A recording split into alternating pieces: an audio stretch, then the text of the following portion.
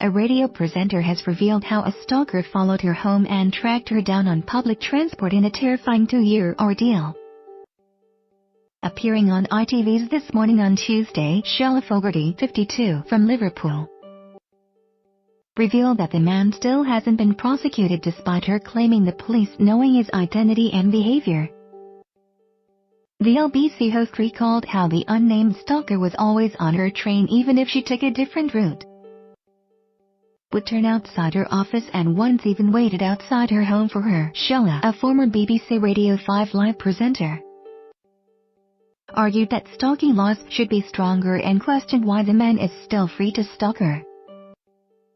Her ordeal began in 2016 when she saw the same man 3 days in a row on the tube in London, which she thought was strange. The next day she took an entirely different route to another location and again the man was on her train. And the following week she saw him hanging around outside her office. Shelagh told hosts Holly Willoughby and Philip Schofield, "I felt a bit sick in my stomach. I just felt, oh God, I was hoping this isn't what it is, but it is." She decided to go to the police but didn't want to press charges because of the man's mental health, despite warnings from the police about his behavior.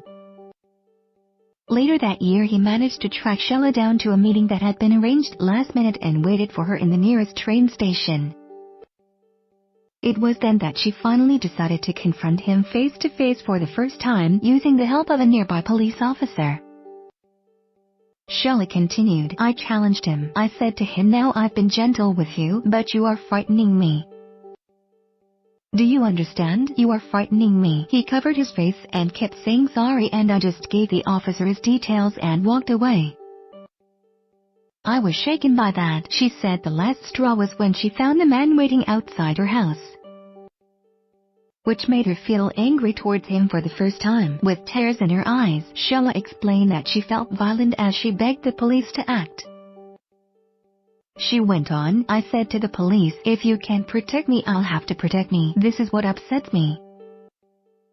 I started to feel violent feelings towards someone, but I'm not a violent person. I wanted to. The law should work so I don't have to do that. So husbands don't have to do that." Shelagh argued that stalking isn't treated seriously by the police, and compared it to burglary, suggesting that her stalker would have been convicted by now if he had committed any other crime. It follows Shelagh's revelations last year that she had been groped while working at the BBC. She spoke about her experience for the first time live on her LBC show in October last year. She revealed that she didn't complain about the incident to her bosses or the police at the time.